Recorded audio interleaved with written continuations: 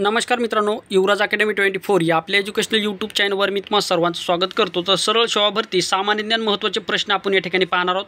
हे प्रश्न मित्रांनो पोलीस भरती, आरोग्य सेवक भरती, इतर सरळ सेवा भरतीसाठी महत्त्वाचे असणार आहेत। मित्रांनो, जर तुमचा अभ्यास झाला असेल तर 25 पैकी 20 प्रश्न आणून दाखवा। जर तुमचे 25 पैकी 20 प्रश्न जर आले असतील तर मित्रांनो तुमचा चांगल्यापैकी अभ्यास आहे। आणि जर 25 पैकी जर तुम्हाला 15, 16, 17, 18 किंवा 20च्या खाली जर मार्क जर येत असतील तर मित्रांनो तुम्हाला चांगल्या प्रकारे अभ्यास करण्याची गरज आहे। मित्रांनो, अजून सुद्धा वेळ गेलेला नाही, 2 ते 3 महिने तुमच्या हातामध्ये आहेत। चांगल्या प्रकारे अभ्यास करा, 100% तुम्हाला तुमची पोस्ट मिळून जाईल। जर मित्रांनो आजच्या काळामध्ये जर तुम्ही संघर्ष जर केला तर उद्याच्या काळामध्ये तुम्ही नक्कीच उगवणारा सूर्य असाल। या अंधाऱ्या रात्रीमध्ये ज्यांनी मेहनत केली तो नक्कीच उगवणाऱ्या सूर्याच्या दृष्टिकोनातून मित्रांनो या ठिकाणी महत्त्वाचा असणार आहे। ज्याप्रमाणे मित्रांनो अंधार झाल्यानंतर काळोख होतो आणि या काळोखानंतर जो सुंदरसा असा मित्रांनो सूर्य निघतो आणि सर्वांना एक नवीन जीवन देतो, त्याचप्रमाणे मित्रांनो हे जे की तुमचे 2 ते 3 महिने आहेत हे अंधाराचे जरी तुम्हाला वाटत असतील, या महिन्यामध्ये जो मित्रांनो या ठिकाणी अभ्यास करेल, चांगल्या प्रकारे मेहनत करेल, नियोजन करेल, निगेटिव्ह होणार नाही आणि चांगल्या प्रकारे अभ्यास करेल, हा मित्रांनो नक्कीच सूर्याप्रमाणे म्हणजे मित्रांनो आपल्या कुटुंबासाठी एक सूर्याप्रमाणे उगवेल आणि तो नक्की आपल्या कुटुंबाला एक चांगल्या प्रकारे घेऊन जाईल। म्हणजे आपल्या कुटुंबाला प्रकाश देण्याचं कार्य जर तुम्हाला करायचं असेल तर या काळामध्ये, शांततेच्या काळामध्ये तुम्हाला चांगल्या प्रकारे अभ्यास करणं गरजेचं आहे। आशा करतो मित्रांनो जे आता बरेच विद्यार्थी चांगल्या प्रकारे अभ्यास करत असतील तर 100% तुम्हाला यश मिळेल आणि नक्की तुम्ही उद्याचा सूर्य असाल।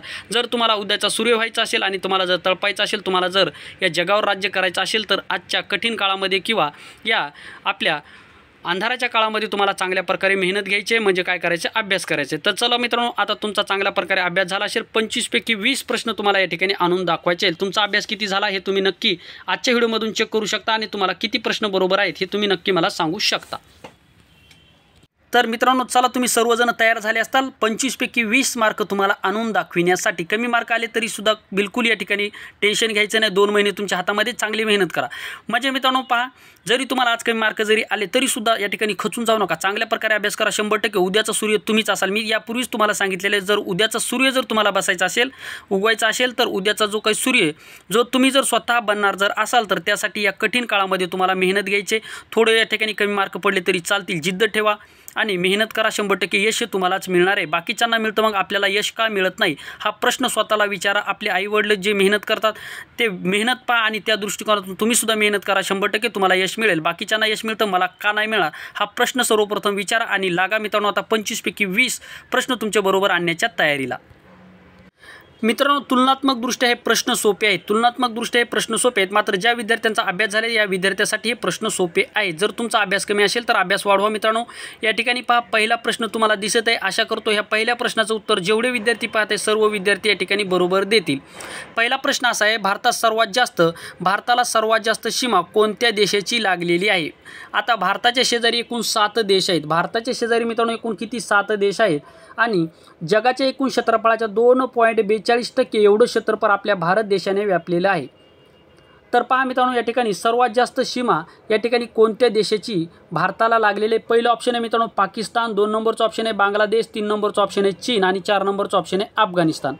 तर भारताला सर्वात जास्त सीमा कोणत्या देशाची लागली आहे? तर भारताला सर्वात जास्त सीमा बांगलादेशाची लागलेली आहे। मित्रांनो कोणत्या? ऑप्शन क्रमांक 2।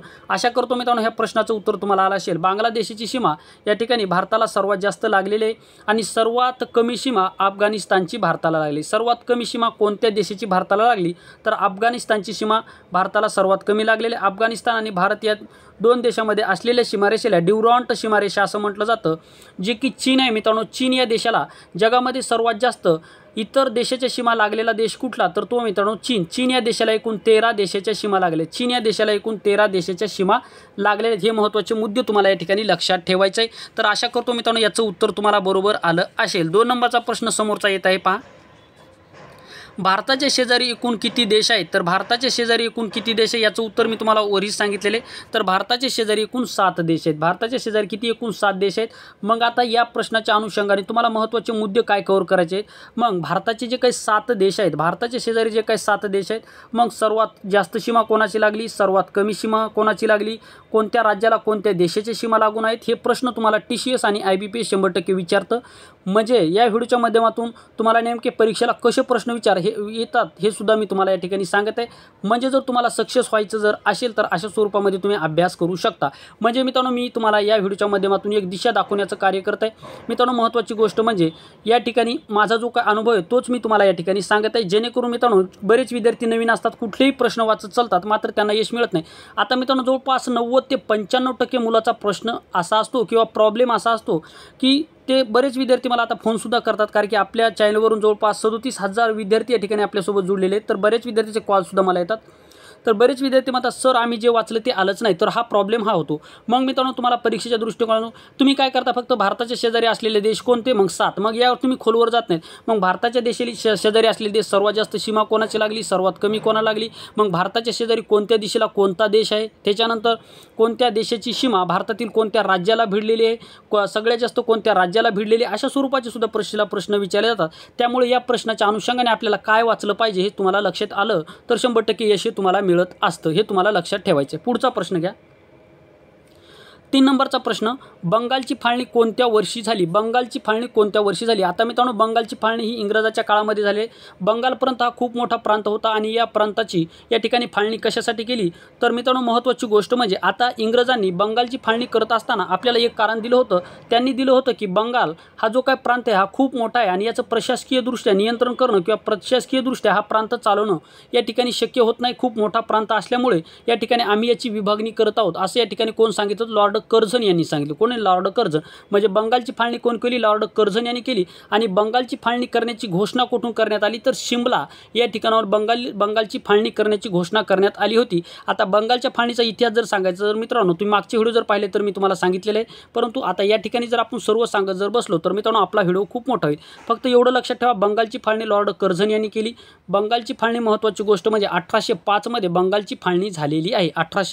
1905 मध्ये बंगालची फाळणी झाली. 1905 मध्ये बंगालची फाळणी झालेली आणि बंगालची फाळणी 1905 मध्ये झाल्याच्या नंतर या ठिकाणी बंगालची फाळणी लॉर्ड पंचम जॉर्ज यांनी 1911 मध्ये रद्द केली. लक्षात ठेवा, लॉर्ड पंचम जॉर्ज यांनी 1911 मध्ये ही या ठिकाणी ही फाळणी रद्द केली होती. हा सुद्धा प्रश्न लक्षात ठेवायचा आहे.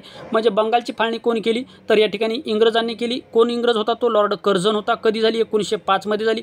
बंगालची फाळणी रद्द झाल्याची घोषणा, कारण की बंगालची फाळणी झाल्याच्या नंतर वंगभंग आंदोलन चालू झालं होतं. वंगभंग आंदोलनाने या ठिकाणी रुद्र रूप या ठिकाणी धारण केलं होतं. त्यामुळे इंग्रजांना बंगालची फाळणी रद्द करावी लागली होती आणि ती 1911 मध्ये रद्द झाली होती. पंचम जॉर्ज यांनी ही बंगालची फाळणी रद्द झाल्याची घोषणा केली होती. हे मुद्दे तुम्हाला लक्षात ठेवायचे आहेत.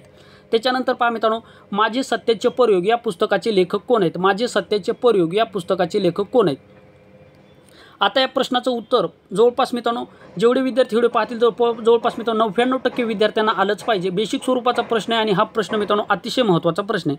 माझे सत्याचे प्रयोग या पुस्तकाचे लेखक कोण आहेत? पहिला ऑप्शन पहा महात्मा गांधी, 2 नंबरचा ऑप्शन आहे महात्मा ज्योतिबा फुले, 3 नंबरचा ऑप्शन आहे शाहू महाराज आणि 4 नंबरचा ऑप्शन आहे जगन्नाथ शंकर शेठ. तर पहा माझे सत्याचे प्रयोग या पुस्तकाचे लेखक महात्मा गांधी आहेत. कोण आहेत मित्रांनो? महात्मा गांधी.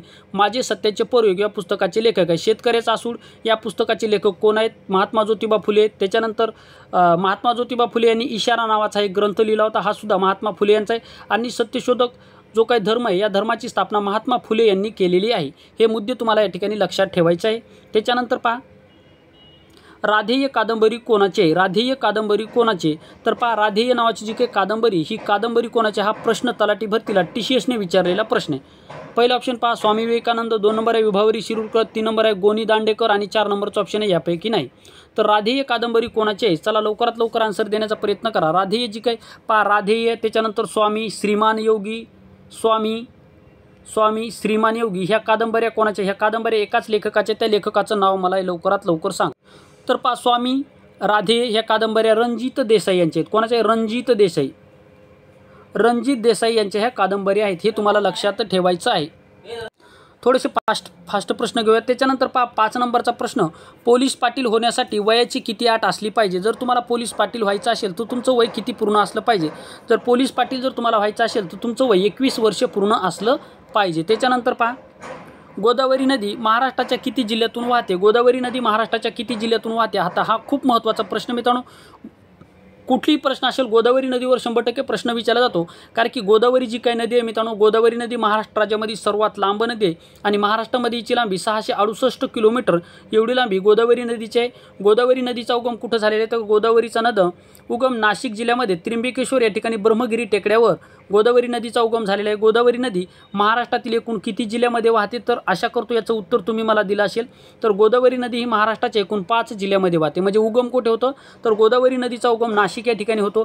तर गोदावरी नदीच्या काठावरील शहरे कुठलेही मी तुम्हाला सांगितले, म्हणजे ज्या शहरावरती बसलेले त्या ठिकाणी ती वाहत जात असते. म्हणजे गोदावरी नदी महाराष्ट्रातून 668 किलोमीटर वाहते आणि गोदावरी नदीला भारताची दक्षिण गंगा असं सुद्धा म्हटलं जातं, कारण की भारतामध्ये सर्वात लांब नदी कोणती असेल तर ती आहे गंगा आणि महाराष्ट्रामध्ये सर्वात लांब नदी कोणती असेल ती आहे गोदावरी.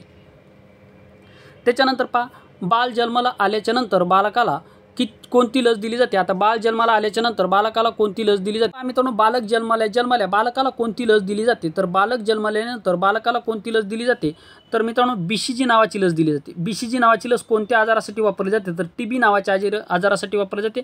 आता याला BCG नाव का पडलं, तर बॅसिलस क्लायमेट ग्युरिन. बॅसिलस क्लायमेट, कधी याचा लॉंग फॉर्म विचारला जाईल की BCGचा लॉंग फॉर्म काय, तर बॅसिलस क्लायमेट ग्युरिन हे BCGचा लस आहे. आणि ही जी TB आजारावर वापरली जाते, TB हा आजार जीवाणूपासून होणारा आजार आहे. लक्षात ठेवा, अतिशय घातक असा आजार आहे. आणि ही TB नावाची जी काय BCG नावाची लस आहे ही बालकाला बाल जन्माल्या डाव्या दंडावर दिली जाते. कुठल्या डाव्या दंडावर, हा सुद्धा प्रश्न लक्षात ठेवा. बालक जन्माल्यानंतर बालकाला TB नावाची लस दिली जाते, बालक जन्माल्यानंतर बालकाला BCG नावाची लस दिली जाते. तर ही कुठे दिली जाते, बालकाच्या डाव्या दंडावर दिली जाते.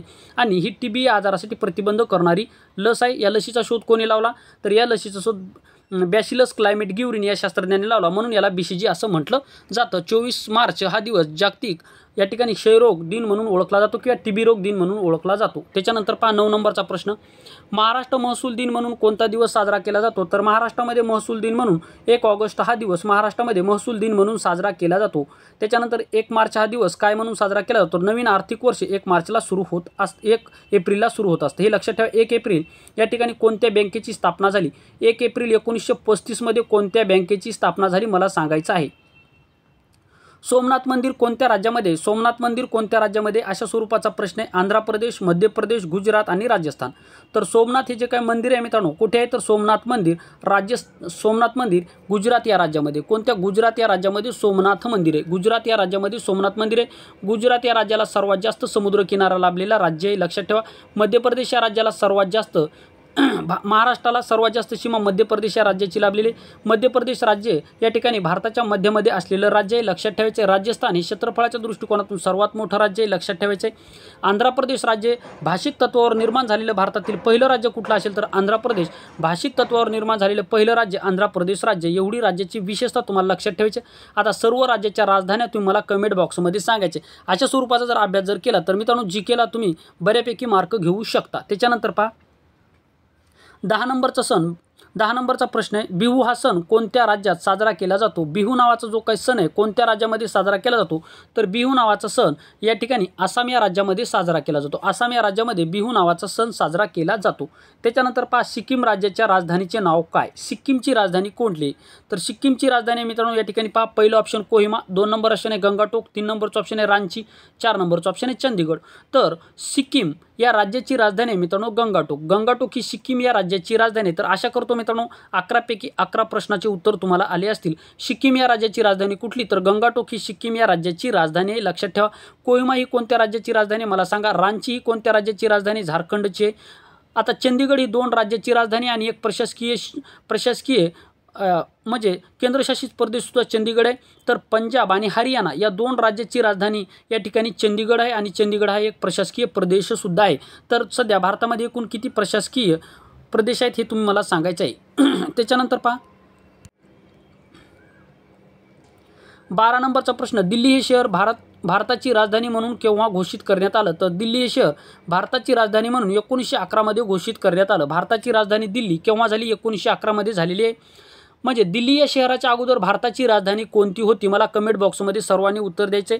दिल्लीच्या अगोदर भारताची राजधानी कोणती होती हे तुम्ही मला कमेंट बॉक्समध्ये उत्तर द्यायचं आहे. त्याच्यानंतर चलेजाव आंदोलन कोणत्या वर्षी सुरू झाले, तर चलेजाव आंदोलन आहे मित्रांनो कोणत्या वर्षी सुरू झालं, तर चलेजाव हे जे काही आंदोलन आहे 1942 मध्ये सुरू झालेले. 1942 मध्ये चलेजावची घोषणा कोण केली होती, तर महात्मा गांधी यांनी केली होती. करा किंवा मरा चलेजावच्या आंदोलनामध्ये महात्मा गांधी यांनी कोणता नारा दिला तर करा किंवा मरा, करेंगे या मरेंगे हा नारा महात्मा गांधी यांनी दिलेला होता. त्याच्यानंतर पहा 14 नंबरचा प्रश्न, राष्ट्रीय काँग्रेसचे ग्रामीण भागातील अधिवेशन कोणत्या जिल्ह्यात भरले होते तर राष्ट्रीय काँग्रेसचे ग्रामीण भागातील पहिले अधिवेशन. आता हे अधिवेशन काय विचारलं जातं तर हे 50व्या क्रमांकाचं अधिवेशन होतं. याचे अध्यक्ष कोण होते, पंडित जवाहरलाल नेहरू याचे अध्यक्ष होते आणि फौजाबाद या शहरामध्ये भरलं होतं. तर हे फौजाबाद कोणत्या जिल्ह्यामध्ये तर ते जळगाव जिल्ह्यामध्ये. ऑप्शन क्रमांक 2 आहे आपल्या प्रश्नाचं उत्तर.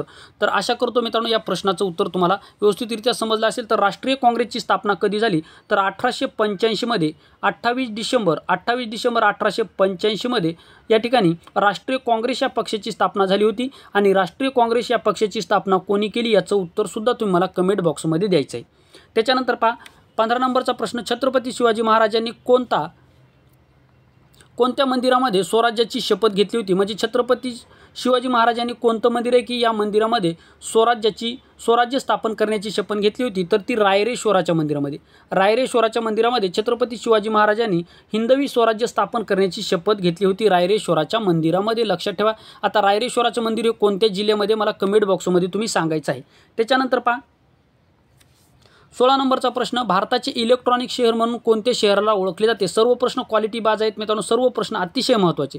भारतातलं कोणतं शहर आहे की जे शहर इलेक्ट्रॉनिक शहर म्हणून ओळखलं जातं तर भारतातील कोणतं शहर आहे इलेक्ट्रॉनिक शहर म्हणून ओळखलं जातं. पहिलं ऑप्शन आहे मुंबई, 2 नंबर ऑप्शन आहे चेन्नई, 3 नंबर ऑप्शन आहे बंगलोर, 4 नंबरचं ऑप्शन आहे हैदराबाद. तर भारताचे इलेक्ट्रॉनिक शहर म्हणून बंगलोर हे शहर ओळखलं जातं. बंगलोर हे शहर कोणत्या राज्याची राजधानी मला कमेंट बॉक्समध्ये सांगा. मुंबई महाराष्ट्राची राजधानी, चेन्नई तामिळनाडूची राजधानी, हैदराबाद तेलंगणाची राजधानी. तर बंगलोर हे इलेक्ट्रॉनिक शहर म्हणून ओळखलं जातं. तर हे कोणत्या राज्याची राजधानी मला कमेंट बॉक्समध्ये सांगायचं आहे. त्याच्यानंतर पहा 17 नंबरचा प्रश्न, डिस्कवरी ऑफ इंडिया हा ग्रंथ कोणी लिहिला. व्हेरी IMP असलेला प्रश्न. डिस्कवरी ऑफ इंडिया म्हणजे भारताचा शोध हा ग्रंथ कोणी लिहिलेला आहे. हा ग्रंथ मित्रांनो अहमदनगरच्या तुरुंगामध्ये लिहिलेला आहे. तर कोणी लिहिलं आहे पहिलं ऑप्शन पहा राजाराम मोहन रॉय, 2 नंबर आहे इंदिरा गांधी, 3 नंबर आहे पंडित जवाहरलाल नेहरू, 4 नंबरचा ऑप्शन आहे मौलाना अब्दुल कलाम आझाद यांनी.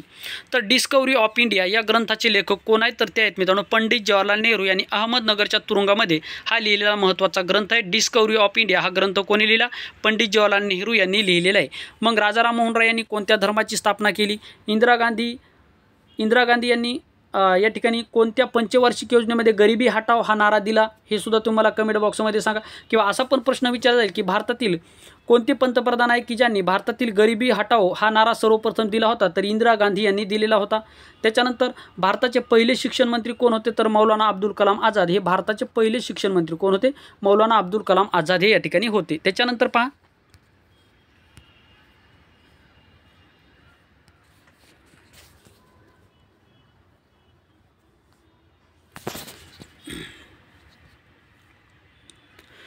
मौलाना अब्दुल कलाम आझाद हे भारताचे पहिले शिक्षण मंत्री होते. त्याच्यानंतर पहा म्हणजे या प्रश्नाचं उत्तर काय, डिस्कवरी ऑफ इंडिया या ग्रंथाचे लेखक कोण आहेत तर Pandit Jawaharlal Nehru. Discovery of India या ग्रंथाचे लेखक आहे.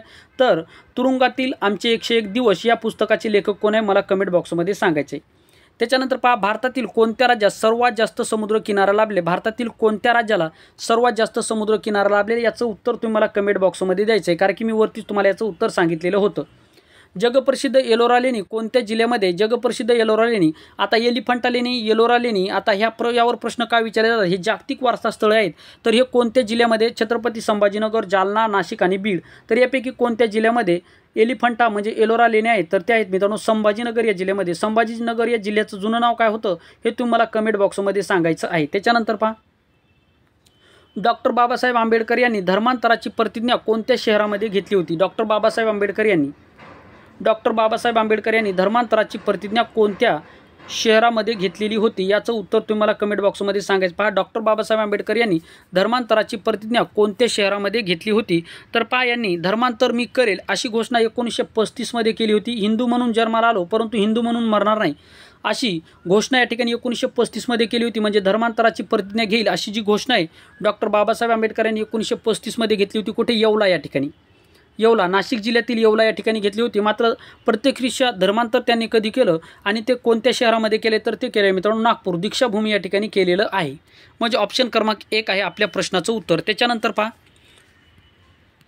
22 नंबरचा प्रश्न, जालियनवाला बाग हत्याकांड कोणत्या राज्यामध्ये घडले तर जालियनवाला बाग हत्याकांड 13 एप्रिल 1919 मध्ये घडलं होतं. तर हे याची तारीखसुद्धा लक्षात ठेवा. हा प्रश्न खूप वेळेस विचारलेला आहे. जालियनवाला बाग हत्याकांड कोणत्या राज्यामध्ये घडले? तर 13 फेब्रुवारी 1919 मध्ये घडलेले. 13 फेब्रुवारी 1919 मध्ये घडलेले आहे. तर हे कुठे घडलेले? तर हे घडलेले मित्रांनो पंजाब या राज्यामध्ये. मग पंजाबची राजधानी कोणती मला कमेंट बॉक्समध्ये सांगायचे. जालियनवाला बाग कधी घडलं? 13 फेब्रुवारी 1919 मध्ये घडलं. लॉर्ड डफरीन यांनी या ठिकाणी जे शिस्तीमध्ये जे काही मित्रांनो लोक जमले होते तर यांच्यावर बेछूट गोळीबार करण्याचे आदेश लॉर्ड डफरीन यांनी दिले होते. यामध्ये जवळपास 1400 फेरी झाले होते. यामध्ये जवळपास 400+ लोकांचा मृत्यू या ठिकाणी झालेला होता. त्याच्यानंतर पहा, भारतीय राज्यघटनेचे कोणते कलम अस्पृश्यता पाळण्यासाठी प्रतिबंध करते? अशा स्वरूपाचा प्रश्न आहे. पहा, पहिलं ऑप्शन आहे 14 कलम, 2 नंबर आहे 32 कलम, 3 नंबर आहे 17 नावाचं कलम आणि 4 नंबरला ऑप्शन आहे 18 कलम. तर कोणतं कलम आहे अस्पृश्यता पाळण्यासाठी प्रतिबंध करते? तर भारतीय राज्यघटनेतील 17 क्रमांकाचं जे काही कलम आहे हे अस्पृश्यता पाळण्यासाठी प्रतिबंध करत असते. 14 कलम काय सांगतं? 32 कलम काय सांगतं? तर 32 कलम सांगतं मित्रांनो या ठिकाणी भारतीय राज्यघटनेचा आत्मा 32 कलमाला सांगला जातो, मूलभूत हक्कासाठी आहे. त्याच्यानंतर पहा कलम 18 नुसार भारतरत्न असेल, त्याच्यानंतर पद्मश्री असेल, ह्या पदव्या या ठिकाणी कलम 18 नुसार दिल्या जातात. त्याच्यानंतर पहा 23 नंबरचा प्रश्न, शिवाजी महाराजाचा कोणता किल्ला पाण्यामध्ये स्थित आहे? शिवाजी महाराजाचा कोणता किल्ला पाण्यामध्ये स्थित आहे? रायगड, जंजिरा, प्रतापगड आणि शिवनेरी. तर शिवाजी महाराजांचा पाण्यामध्ये स्थित असलेला किल्ला आहे मित्रांनो जंजिरा किल्ला. तर जंजिरा किल्ला आता कोणत्या जिल्ह्यामध्ये मला कमेंट बॉक्समध्ये सांगा. जंजिरा हा किल्ला कोणत्या जिल्ह्यामध्ये? म्हणजे मित्रांनो मी तुम्हाला प्रश्नाचे उत्तर का विचारतो की म्हणजे तुमचं डोकं असं झणझण झालं पाहिजे, कारण की तुम्हाला समजलं पाहिजे की आपला अभ्यास किती झालेला आहे. म्हणजे तुमच्या मनामध्ये एक जिद्द निर्माण होईल किंवा एक चिकटी निर्माण होईल की नाही मला हा प्रश्न शोधायचा आहे, हा प्रश्न मला या ठिकाणी करायचा आहे. जेणेकरून ज्यावेळेस तुम्ही प्रश्न शोधत असाल त्यावेळेस तुमच्या नजरेखालून तो एक प्रश्न शोधत असताना जवळपास 5 ते 10 क्वेश्चन तुमच्या नजरेखालून जातील. म्हणजे साहजिक तुमचा अभ्यास या ठिकाणी वाढणार आहे. त्यामुळे माझा उद्देश हाच आहे की तुमचा अभ्यासक्रम वाढावा आणि तुमच्या मनामध्ये एक जिद्द निर्माण व्हावी. त्यामुळे मित्रांनो मी हे तुम्हाला कमेंट बॉक्समध्ये उत्तर देण्याचा प्रयत्न करत आहे. मात्र जे विद्यार्थी कमेंट बॉक्समध्ये उत्तर देतील किंवा उत्तर येत नसेल तर उत्तर शोधण्याचा प्रयत्न करतील असे विद्यार्थी 100% यशस्वी होतील. म्हणजे तुम्ही जिद्द झाले पाहिजे. ज्यावेळेस तुम्ही जिद्दी व्हाल त्याच वेळेस मित्रांनो तुम्ही या ठिकाणी यश मिळवणार आहात. म्हणजे स्पर्धा परीक्षेमध्ये जर तुम्हाला यश मिळवायचं असेल तर मी जिद्दी झालो पाहिजे. म्हणजे पहा मी 100% यशस्वी होणार हा मनामध्ये तुमचा विश्वास निर्माण झाला पाहिजे. 24 नंबरचा प्रश्न पहा, मान्सूनचे वारे कोणत्या राज्यामध्ये सर्वप्रथम प्रवेश करतात? आणि सर्व प्रश्न मित्रांनो व्हेरी IMP असलेले प्रश्न आहेत. मान्सूनचे वारे कोणत्या राज्यामध्ये सर्वप्रथम प्रवेश करतात? तर पहा भारतामध्ये 80% पाऊस जवळपास मान्सून वाऱ्यापासून पडत असतो. कुठल्या? मान्सून वाऱ्यापासून पडत असतो. आणि मान्सूनचे वारे कोणत्या राज्यामध्ये सर्वप्रथम प्रवेश करतात? तर केरळ या राज्यामध्ये करतात. मग महाराष्ट्र राज्यामध्ये कोणत्या जिल्ह्यामध्ये मान्सूनचे वारे सर्वप्रथम प्रवेश करतात? तो जिल्हा आहे मित्रांनो कोकणातला जिल्हा आहे. तर तो कोणता जिल्हा मला कमेंट बॉक्समध्ये सांगायचा आहे. भारतामध्ये मान्सूनचे वारे सर्वप्रथम केरळ राज्यामध्ये, तर महाराष्ट्रामध्ये सर्वप्रथम मान्सूनचे वारे कोणत्या जिल्ह्यामध्ये प्रवेश करतात मला कमेंट बॉक्समध्ये तुम्ही सांगायचं आहे. कोकणामधला तो जिल्हा आहे आणि त्या जिल्ह्यामध्ये सर्वात जास्त पाऊस पडतो. ठीक आहे. त्याच्यानंतर पहा 25 नंबरचा आणि या व्हिडिओमधला शेवटचा प्रश्न. आशा करतो मित्रांनो जवळपास तुमचे आतापर्यंत 20 पैकी 20 सुद्धा क्वेश्चन बरोबर आले असतील. म्हणजे 25 पैकी 20 आले असतील. तर पहा 25 नंबरचा प्रश्न, पुढीलपैकी कोणता आजार विषाणूपासून होत नाही? कोणता आजार आहे की विषाणूपासून होत नाही? महत्त्वाचा प्रश्न आहे मित्रांनो. तर या ठिकाणी पहा गोवर हा विषाणूपासून होतो का? कांजण्या विषाणूपासून होतो का? क्षय विषाणूपासून होतो का? कर्करोग विषाणूपासून होतो? तुम्हाला सांगायचं आहे विषाणूपासून कोणता आजार होत नाही. म्हणजे असा कोणता आजार आहे जो विषाणू व्यतिरिक्त दुसऱ्या जीवाणूपासून होत असेल, बॅक्टेरिया पासून होत असेल किंवा इतर याच्यापासून होत असेल, मात्र विषाणूपासून होत नाही. तर गोवर हा आजार विषाणूपासून होतो. 5 वर्षाखालील बालकाला होणारा आजार आहे गोवर, लक्षात ठेवा. कांजण्या हा जो काय आजार आहे हा सुद्धा विषाणूपासून होतो. हा एकदा झाल्याच्या नंतर परत कधीही होत नाही. कांजण्या हा आजार एक विशेषता आहे. कांजण्या आजार आणि परत एक कोणता आजार आहे की जे कांजण्या आणि डबल एक आजार आहे जो एकदा झाल्याच्या नंतर आयुष्यामध्ये परत कधीही होत नाही. कांजण्या आजार एकदा झाल्याच्या नंतर परत तो आजार होत नाही. कांजण्या हा आजार विषाणूपासून होणारा आजार आहे. त्याच्यानंतर पहा कर्करोग हा सुद्धा या ठिकाणी विषाणूपासून होणारा आजार आहे. कर्करोग हा विषाणूपासून होणारा आजार आहे. मात्र क्षय म्हणजे TB हा आजार विषाणूपासून होत नाही. तर हा आजार जीवाणूपासून होणारा आजार आहे. म्हणजे विषाणूपासून होणारे आजार कुठले, जीवाणूपासून होणारे आजार कुठले, कवकापासून होणारे आजार कुठले, यावर आधारित तुम्हाला परीक्षेला प्रश्न विचारले जातात. परीक्षा कुठले असो बेसिक स्वरूपाचे प्रश्न हे तुम्हाला विचारले जातात. तर आशा करतो मित्रांनो 25 पैकी 20 क्वेश्चन तुमचे व्यवस्थितरित्या बरोबर आले असतील. जास्ती जर आले असतील तर तुमचा अभ्यासक्रम चांगला आहे. तर मित्रांनो हे प्रश्न सर्व अतिशय महत्त्वाचे होते. तुम्हाला प्रश्न कसे वाटले नक्की सांगा. हा व्हिडिओ तुम्हाला कसा वाटला कमेंट बॉक्समध्ये नक्की सांगा. एखाद्या प्रश्नाचं उत्तर जर तुम्हाला चुकीचं वाटत असेल तर तुम्ही मला नक्की तसं मेन्शन करू शकता. आपला एक सहकारी मित्र म्हणून नक्की मला तुम्ही सांगू शकता. तर या ठिकाणी थांबतो मित्रांनो. आशा करतो तुम्ही सर्व आपल्या प्लेलिस्ट पाहाल आणि आपल्या चॅनलला सबस्क्राईब कराल. या ठिकाणी थांबतो. थँक्यू, धन्यवाद.